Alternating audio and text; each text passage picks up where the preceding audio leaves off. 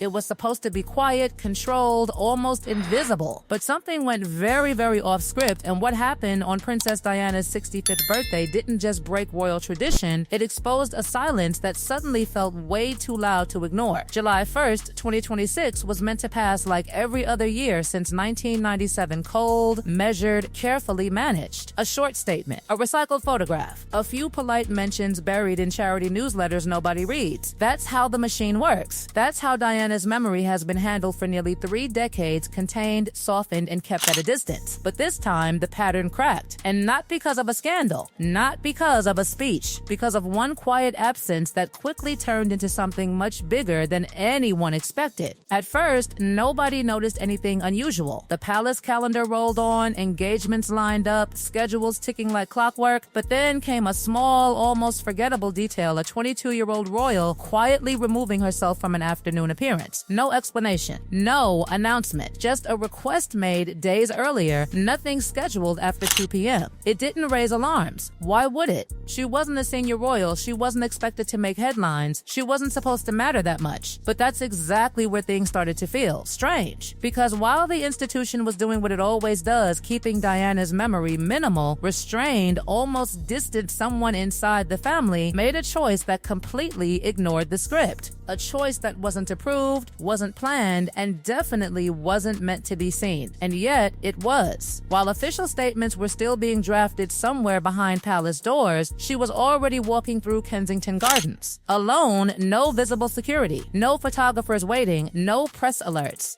Just a young woman stepping into a space loaded with memory, a memory that technically wasn't even hers. That's the detail that makes this feel almost unsettling. She never met Diana, not once. No shared moments, no childhood stories firsthand, no personal connection. And yet she went, not to a ceremony, not to a staged tribute, but to a children's playground, one of the most personal, quietly emotional places connected to Diana's legacy. And she didn't just pass through, she stayed. For nearly 40 minutes, she sat there near the flowers, near the space filled with echoes of someone she never knew but somehow understood. Witnesses later described something almost haunting in its simplicity. Her crouching by the tributes, pausing longer than expected, placing a single handwritten card among the flowers. No announcement, no explanation, just a gesture so small it became impossible to ignore. And here's where it gets even more uncomfortable. The palace said nothing about it, not a word. That same evening, the official statement came out brief, controlled, emotionless, 3 sentences. No names, no acknowledgement, as if nothing had happened, as if the most genuine moment of the entire day didn't exist. So why the silence? Why ignore something that clearly resonated more than any carefully crafted message? Because this wasn't just about a tribute. This was about control, about who gets to define Diana's memory. For nearly 30 years, that control has belonged to the institution, structured, filtered, safe, but in one quiet afternoon, without permission, that control slipped just a little. And people noticed, not because it was dramatic, but because it wasn't. A random visitor's short video started circulating. No dramatic angles, no narration, just a glimpse of her walking away after placing the card. And somehow, that tiny, almost accidental moment carried more emotional weight than decades of official remembrance. It raised questions nobody in the palace seemed ready to answer. Why did someone so far removed feel the need to go when others didn't? Why did a woman with no personal memory of Diana show more visible emotion than those who lived it? And maybe the most unsettling question of all, was this really spontaneous, or was it something deeper building quietly for years? Because when you look closer, patterns start forming. A young royal who has spent her entire life avoiding attention suddenly becomes the center of it, not through ambition, not through controversy, but through something painfully genuine. And in a family where every move is calculated, authenticity like that doesn't just happen. It breaks through. And once it does, it doesn't go unnoticed. The silence from the palace didn't calm things down. It made everything louder. Because when something real appears in a system built on control, ignoring it doesn't erase it. It amplifies it. And now the question isn't just about what she did, it's about what it means. Because if one quiet, unscripted moment can shift public emotion this much, what else has been kept just beneath the surface all these years? And just when it felt like the moment would quietly fade fade into memory, it didn't. Because what happened that afternoon didn't just challenge tradition, it exposed a fracture that has been sitting unresolved for nearly 3 decades, hiding beneath carefully worded statements and polished royal appearances. Because here's the truth nobody inside the palace wants to say out loud: Diana's legacy was never fully settled. It was paused, contained, managed, but never resolved. And every year, that tension simmers just beneath the surface, especially on July 1st, a date that should feel personal, emotional, alive, but instead has been turned into something distant, almost procedural. Until now.